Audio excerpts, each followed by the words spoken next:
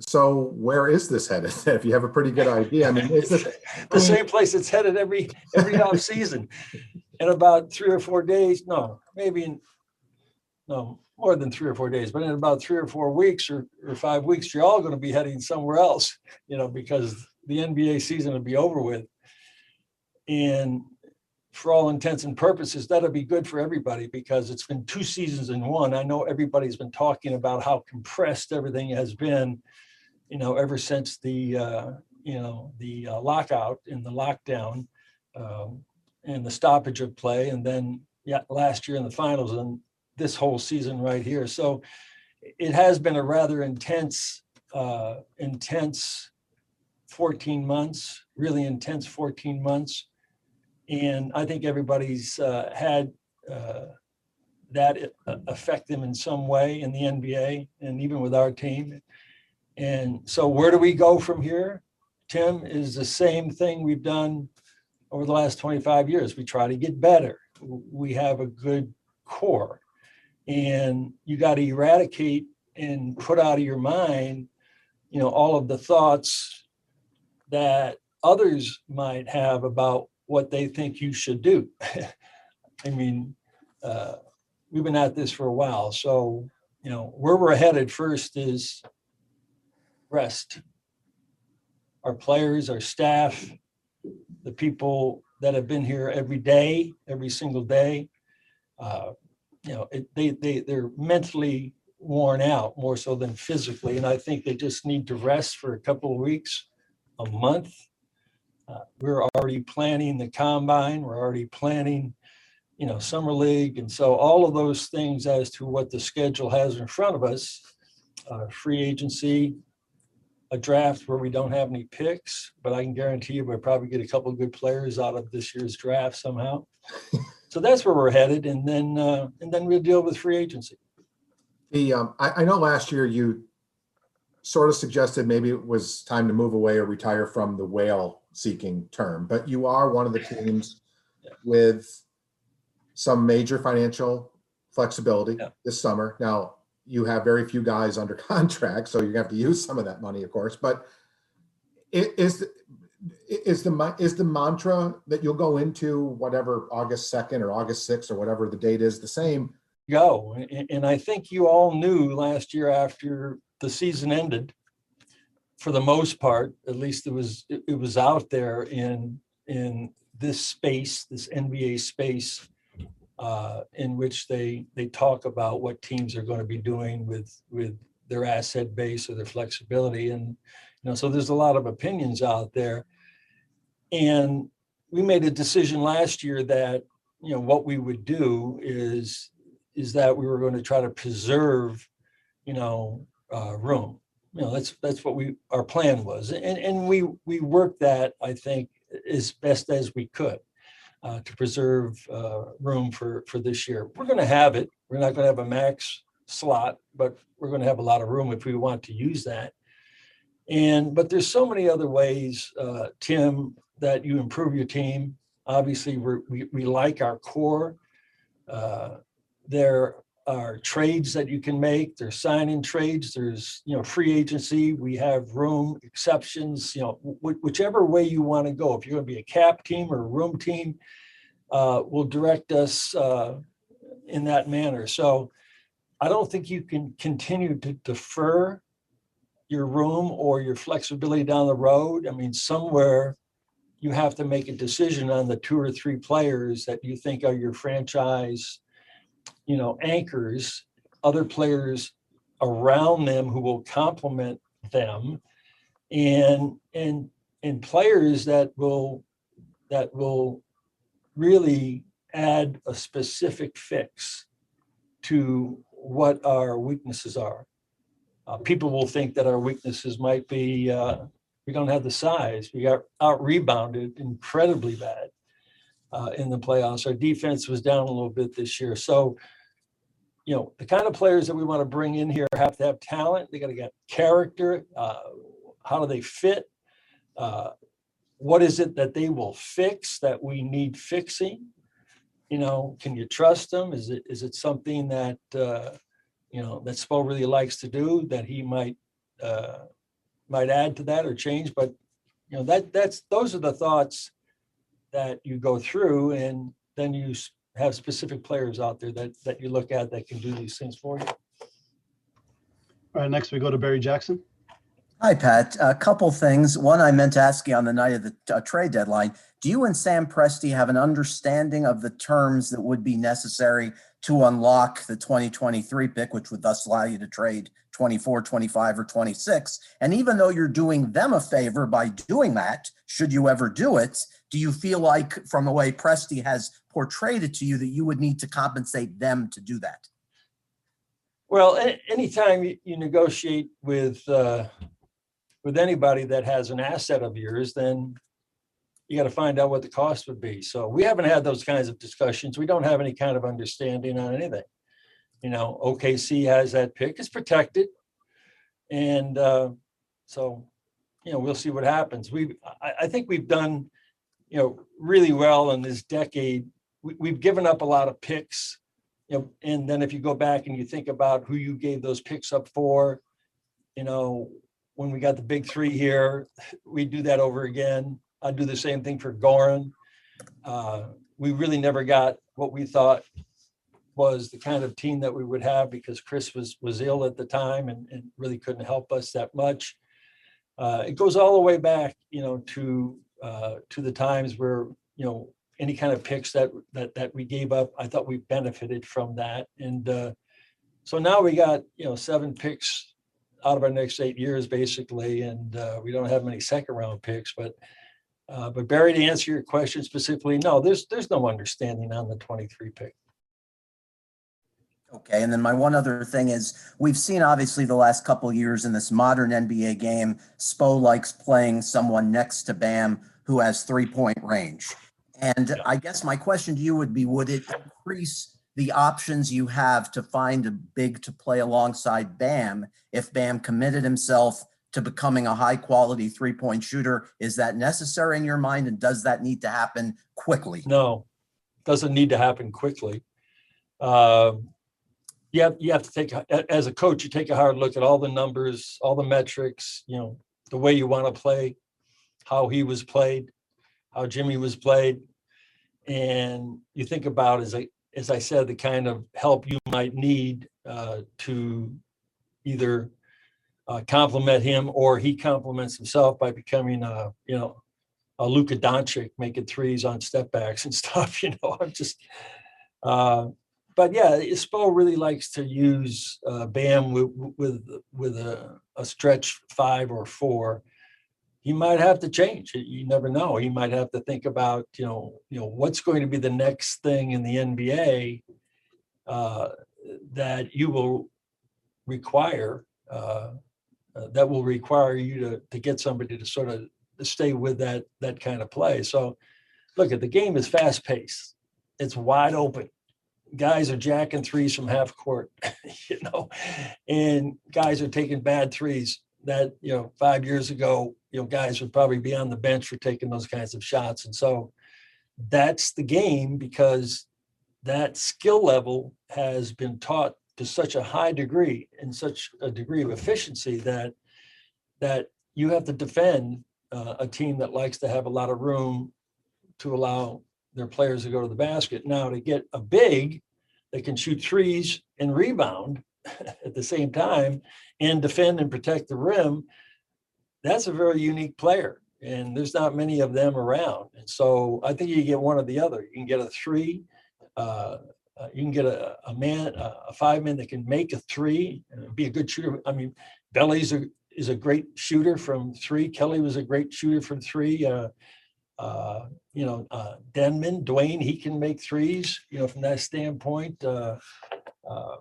So we have the Myers Leonard. We have those kinds of players that can stretch the floor, but I'll leave that to Spo, and Spo and I'll talk about it. But those are the things that we have to think about as to style of play, and would the person be a good fit, and will he fix 2 issues or 3 issues that you need fixed? Next we go to Anthony Chang. Hey, Pat. Obviously, Jimmy's eligible for an extension this offseason. If he does ask for the 4-year max extension, is that a no-brainer in your eyes just because of what he's done in his first 2 years with the organization, or does a conversation need to be had just kind of about the potential salary cap implications of that type of commitment? Well, somewhere along the line, when you have great players, all NBA players, all defensive players, players like Jimmy, that are a high level, very impactful players for you, that you're going to have to pay them what their market value is. We haven't really discussed that internally yet. So I know it's something that's been out there in the media, but it has not been discussed. And I'm sure that when the time comes, we'll have a good conversation with Jimmy about that. And one other thing, obviously restricted free agency gives you guys a better chance to keep your own free agents. I guess what's your view of Duncan and Kendrick's situation as they enter this summer, looking really for the first big contracts of their career and just kind of their development in their first 2 years with you guys? Well, both of those players have performed at a very high level, and they've really helped us. If you think about it, K9, he averages 15 a game. He shoots 38% from three. He's a guy that can probe the defense. He can get to the basket. He can raise on threes. He can raise on floaters, on runners. He's a hell of an offensive player. He's not really a playmaker from that standpoint, or somebody who's just, okay, this is a point guard. He's going to run offense and score. But he's a hell of a player. Duncan could be considered the top shooter in the NBA. So I applaud both of these guys for coming in with, just very little reputation, no guarantees, and winning their jobs, winning their spots, and winning their time. They've had their ups and downs, but young players will. But we like both of them, and we'll see what happens with them when it comes, to the market. You are listening live, Pat Riley. It's his season-ending press conference. You're listening live right now. Spoke about a commitment to both Duncan and Tyler Hero. There were some rumors out there. There were some mentioned possibilities for those two. Tyler seemed to tail off a little bit at the end. I don't know if it's a sophomore slump. I don't know if it's teams getting a scouting report on him, but it was pretty dramatic. What are your thoughts on where Tyler Hero stands as an asset, as a player, as a core player? He's a core player. That's all there is to it. Look at when we got swept by Milwaukee, that was an absolute team breakdown. It wasn't any one individual. When you get blown out like that and you get beaten by a great team, it isn't any individual. Tyler Hero is a core player for us. You might have hit it on the head, Ira. Maybe he had a sophomore jinx or whatever, but when we drafted, Tyler and KZ, and then we signed Jimmy, that was 22 months ago. And over the last 22 months, from the night that he stepped up on that stage with Adam Silver in that swag coat and necklace, was a wonderful night for him and for us. And he put the Heat hat on, and then he went and electrified a lot of people in this arena and in this city, and especially our coaches in this organization. So Tyler's a core player. He'll figure it out. We'll figure it out with him. But, what happened to him going down the stretch? I actually thought he got better as a player. If you think about his first year or his first 35 or 40 games, he really was strictly a catch and shoot type of player, coming off screens and catching and shooting. And the only way that he was ever going to become more of a complete offensive player is he had to improve his ball handling with both his right hand and his left hand. And he did. He's an exceptional ball handler. And now he can create space and get into gaps and raise on jumpers from almost anywhere. So this year was really a step up, not experimenting, but he did a lot of probing and dribbling and going in to the gaps and driving baseline and dribbling back out the other side. And that's sort of the nature of a scorer. And so he and K9 are scorers, and we expect his shooting now to even get even better in those situations. As far as the other parts of his games, I think as he grows up, he's going to, and what I mean grow in maturity as a player, that he'll get better across the board. But he's a core player, Ira. I'm not concerned about him. And we've also spoken to over the years when it was Bam and Hassan, you spoke. I remember how you might talk to Eric. You can do bigs together. It might work. Eric has his preference how he does it. This year, Precious and Bam rarely played together. And even in the second half of the season, when Dwayne Dedman came on and gave you a truer big man, still stayed away from that. Philosophically, and I know the coaches and the presidences, but do you see a possibility of Bam playing alongside a big? Or is Bam just going to be a athletic, I don't want to say undersized, but different kind of center? In other words, the power rotation, is what it is, or do you see the possibility of big? Thank you. Well, there's a possibility of that. When you go back and look at the results, of what you've accomplished, since Bam's been here and who he has played with during that time, his game has evolved in a lot of ways, but when it comes to what Coach Spo is going to do when he pairs a front line together, it'll be situational. Situational could be every night as a starter, and then throughout the course of the game, you change your rotation. But these are questions that I think can be answered, later on by him as he evaluates this year and how Bam played and who he played with, and then what's out there and what we might bring in. So what I'm saying to you is that, yes, there's a possibility that it could be big, and there's a possibility that it could still be similar to what you've seen in the past. And the bottom line to all of that is that if the impact of that pairing doesn't equal winning, and you're not winning at a high level, you could be winning just enough. I think we're 15 games over 500 or something like that, maybe in the last 2 years. But that's something you have to think about. We'll see what happens with it. Next, we go to Will Manso. Hey, Pat, Jimmy was asked after the Milwaukee series how much input he would like or how much that works the conversation with the front office on what is ahead with the team. What are those conversations like? How do you lean on a Jimmy or a Bam in the direction of the club, given the NBA is so much about player relationships, players, kind of, I don't want to say handpicking, but discussing and figuring out who they want to play with in the future? Well, I want to hire both of their agents, and then I'm going to go to their agents and ask them to come to Mickey and ask for a max contract for me. And so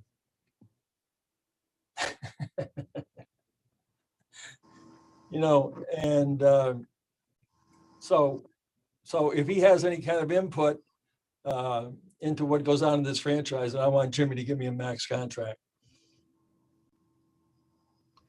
Next, we go to Dave Hyde.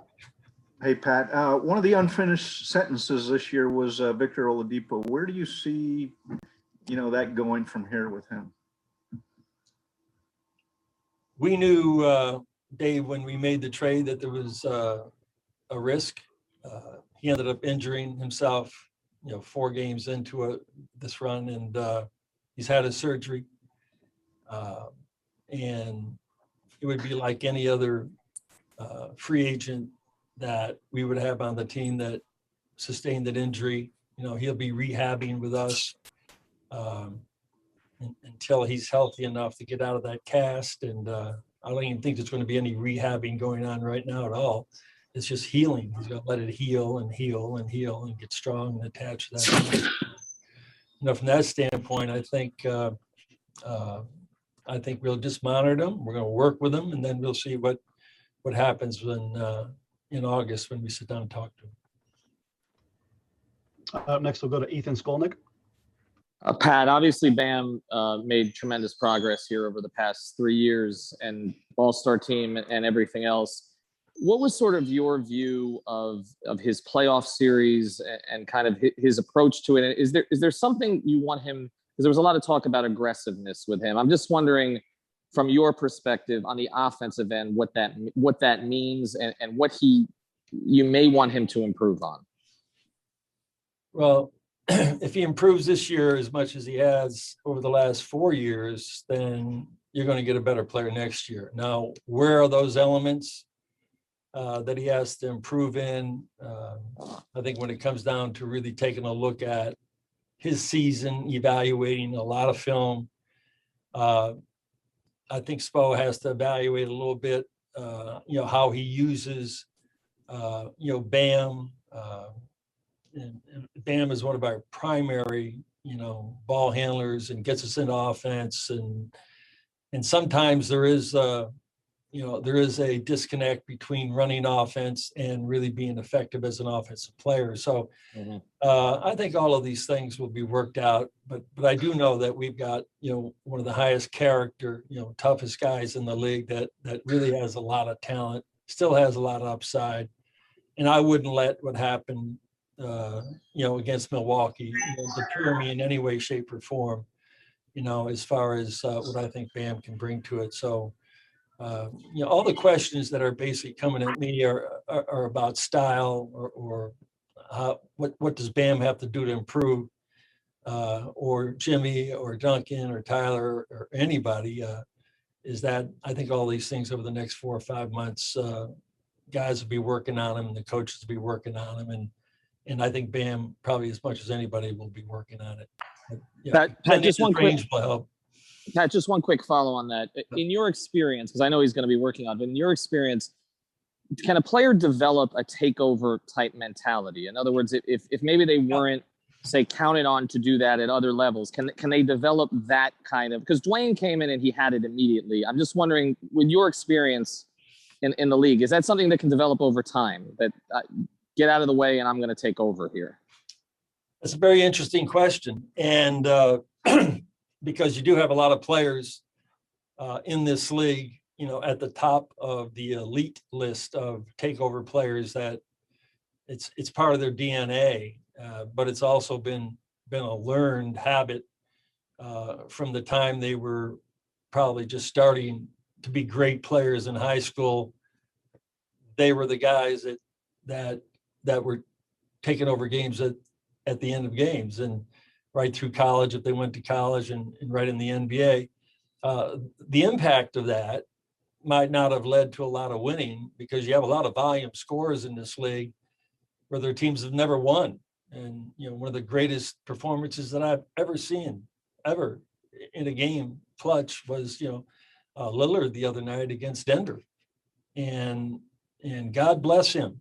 I mean, he has not won a championship yet, but it isn't because he's not a guy that doesn't have it at the end of a game. So it takes repetition in missing shots as much as it takes anything else to get the confidence to be able to take those shots, to make sure you get a great shot, to make sure you can make a number of them, and that it doesn't turn out to be a turnover. You see most of these great players who have that internal clock in their head when they have to take over a game. They master the shot clock, they master time, score, situation. They master who's out on the court, with them. And then at the end of the game, if it was up to them, just like Jimmy did in Milwaukee, when he was lined up against Giannis, that layup was going to be his. And he tied the game, and we lost in overtime on Middleton's shot. But it's as much a learned thing as it is something that just happens through repetition and confidence from the coach. And so that is something that Bam will continue to work on as he gets more and more opportunities going down the stretch to either make or miss, and win. And so, when you take a look at what happened last night, you got Kawhi, at the end of a game, it's not blaming him, but it's a make or miss. He's been in that situation so many times, and he's made more shots than he's ever missed, probably in that situation in the biggest of moments, but he's got another game to come back to prove that he can make that shot. So Bam will learn this. He'll learn a lot from this, Ethan, this failure. I think, over the summer. Next, we'll bring back Ira Winterman. Sorry, slow on the trigger at my age. We saw what happened yesterday in Boston. I guess a certain logic also, keep it all in the family. The annual Pat Riley question is, you continue to grow younger for some odd reason. How long you invest? Do I look good? You look fantastic, Pat. Nice shave, everything. COVID-free, I vaccine. get back in shape, everybody. Okay, I got a coat on, get out of all that stuff. We were wearing sweatpants during, sheltering in, and get back into our uniforms. Hey, you found a razor. Good for you. A little one. Is there a long view? Is there a succession plan? Sort of take us through, as of this date, where you see Pat Riley being down the short-term road.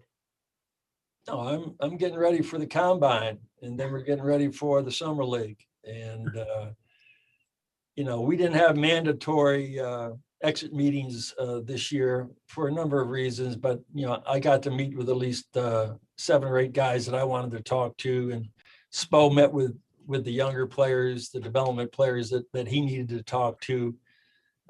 We'll be in touch with players that are under contract to us, over the next couple of weeks. But I just wanted everybody to get out and rest and decompress and purge out that real sour feeling and taste in our mouth that we had after the Milwaukee series. So as far as I go, I'm ready to roll forward and try to make this team better.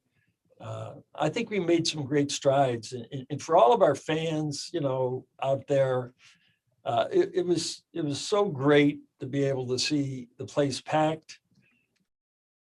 Heat and the Los Angeles Lakers were probably higher rated than Netflix in most homes, in Miami. And it was a lot of fun watching that team go through the playoffs last year. And it was just very disappointing, for us and for our fans, for our sponsors, for season ticket holders, all the people that support us. They're probably disappointed today, but just hang in there, keep the faith. We'll be back.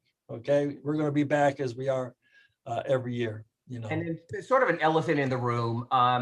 If the Bam Adebayo extension was not made or offered, same money would have been paid now. You would have had $13 million more in salary cap space and been in a different position. How difficult or not doing that, and how difficult or not is it now knowing that this offseason you have $13 million less with the exact same extension in place? Thank you. Well, that was a decision that he and his agent made. We did discuss every single option and picture and scenario out in front of him, and but he deserved it. He was up for it. The guy came off an all-star year. He came off an NBA Finals year. I think the most important thing you do now in this league is when you get a great young player. Bam wasn't, a top 5 pick. He was a top 10 pick. And so, when you're picking in the teens and somebody really hits and improves and helps you win and is the kind of person you want that has talent, character, he's a great fit. He's great in the community. You trust him. All of those things, Ira. He did what was in his best interest, and we simply said yes. We tried to convince him that this could be different, but at the end of the day, this is what the man deserved. Next, we go to Josh Mosier. Hi, Pat. You mentioned earlier that everyone is mentally worn out right now. And for you specifically, what perspective did you gain over these last 16 months going through the bubble, or 18 months and now the season? Just that perspective about your own career and really your personal life. Well, it's been hard for everybody in the world. NBA players and staff and executives and writers and correspondents and television people, anybody who's involved in the NBA family or industry, is a challenging year from the standpoint of how you used to do your job versus how you have to do it now. But in anything in life, as I said, it doesn't make any difference what happens to you. It's how you deal with it and adapt. And everybody had to adapt immediately to being sheltered in. And then we had to come back. Everybody came back, not just in basketball, but across the globe. When people started to come back, there were so many conditions and protocols that it just sort of took you out of any kind of comfort zone that you were used to. And, you know, now when you look back 14 months later and everybody's coming out of their caves and coming back into the office or starting to make plans to go on vacation or to do things, there's a hesitancy. And so I think one of the biggest things that we missed, and I wrote Andre a note the other day, and I almost apologized to him from the standpoint that when we traded for Dre and Jay Crowder and Solomon Hill, they arrived here around February the 25th, last year, and then they were sheltered. We were sheltering in on March the 11th, and then they were gone for like 2 months. We're doing Zoom things and all those one man, one coach, one mask, walkthroughs and things of that nature. So the biggest thing that we lost, and I said to Jay, I wish that you could have come to one of our Christmas parties, or you could have come to, the family festival, or a number of the team dinners, events, or things that we do in this organization and out in the community through, through our business operations and everything, exactly what it's like, because we lost the connection, a real connection. And I'm not using that as an excuse, but I think everybody sort of got a little bit disconnected. And then when you start getting around the same people you knew for years and years and years, it's a little bit awkward, from that standpoint. So now it's going to be back, I hope, to normal, somewhat next year. When the season starts, everybody's got more than enough time off to recharge the batteries. And then when we come back, I'm sure there's going to be some COVID protocols still, but they won't be as draconian as they were. We'll see what they are, but I think we're on to bigger and better things. But to answer your question specifically, I missed hanging out with everybody. I miss being together with them. I miss the parties. I miss the fun. I miss all the things we do as a team that some of our guys really didn't get to see. Next, we bring back Tim Reynolds. Again, you're listening to Pat Riley live. This is his season-ending press conference. Began at 3 p.m., and you are hearing it live on 790 The Ticket and 560 WQAM. Go back to their arenas and test at 11 o'clock at night if you're playing a day game, or test in the hotel at 8:30 when you land at 3 o'clock, and you couldn't do the parties. I mean, do you think, I know it's nice now seeing the playoffs and buildings are filled, and you had a couple of those, obviously, and that's great. But was this a joyless season league-wide, not just everywhere? Yeah. Well, I think it became common knowledge and in all of the narratives and rhetoric out there about the pandemic and how hard it was on everybody. You have to keep things in perspective. As I said at the top of this session, it doesn't make any difference what happens to you, it's how you deal with it. And so, yeah, it was difficult at times, but there's no way to joy. Joy is the way. There's no way to happiness. Happiness is the way. There's no way to success. Success is the way, and you have to go through those experiences enough to really feel that. So if it was a joyless experience for a lot of people in the NBA, then somewhere they didn't make the right changes or adapt to the things they had to adapt to get some joy out of it. You always have great joy when you win. If you don't win, there's misery. And then if you don't win and there's misery and you got a test and you're going to come in at 11 o'clock at night, then it gets hard. And so let's put all that behind us and put it in the past, because, today is the present moment and our future is waiting. And I hope it's a lot brighter than it was with what we showed last week. And one basketball follow too. Malik was in a new role. Karan was in a new role. Just how did you sort of evaluate where they are right now in the growth process as they well, Malik's been on this coaching journey, but Ron in particular, how did he handle year one, do you think? I think both of them are great basketball people. Malik is an experienced coach now. Karan is somebody who I think's got greatness in him from a DNA standpoint, basketball standpoint, a life spent in adversity and in greatness standpoint, has a lot to offer from that standpoint. So both of those guys, I think, did a great job. As I mentioned, last year, after the finals, I was ecstatic, for all of them and our coaching staff and the training staff,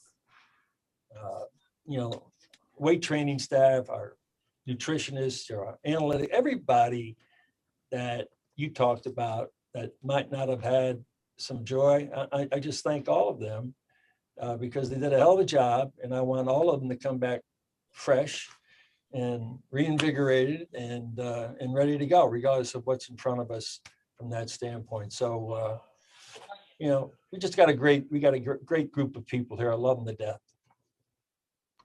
And next we go to David Lang. Coach, there seems to be throughout the year this national narrative which tried to invalidate the success that the team had in the finals run. After the Milwaukee series, the Bucks tweeted out, "This ain't the bubble," as if to say that the accomplishments of the bubble were lesser because they occurred in the bubble. How would you answer that sort of narrative that's out there? Well, I wouldn't have ever tweeted out something like that. But and I don't know who gets credit for that tweet or whatever. We were the best team other than the Lakers last year. And we ended up in the finals, whether it was the bubble or any place else. And so, I take pride in the fact that people will say that the Heat and its culture were best suited for the disciplines needed in the bubble. And if that's the case, then fine. Then we had a little bit of an edge. I don't think that's solely the reason, but we had some meltdowns in the bubble. It wasn't easy. But I do recall the competitiveness in those games. And most of the games that we won, with the exception of a few, were 1 or 2 or 3 possession games, in the last 5 minutes. They were clutch games, and somewhere, we made a shot that would always put us a possession or 2 ahead, and we ended up getting wins.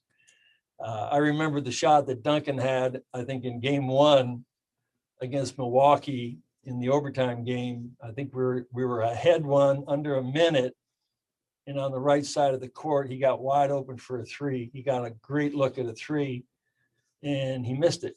And that would have put us up 4, 2 possession game. We could have got out of there with a win, but sometimes they go in, sometimes they don't. And so what happened to us last year in the bubble was last year, and what happened to us this year is what happened this year, and we'd have to deal with those circumstances. So I don't look at that as a slight, but when people want to jump on it and say something negative about it, then that's their problem. That's their issue. All right, Coach, that's it. Thank you very much for joining us. I go back to who's the person that asked me about Jimmy Butler asking for advice, and I want him to give me a max contract. Who's the one that asked that question? I don't recall. I was kidding, obviously, right? I just want to make sure that's not the headline tomorrow. You all have a good year, okay? Have a good summer, and there'll be a lot of news coming along the way. But again, just the last shout out to our fans and to everybody is that we'll be back.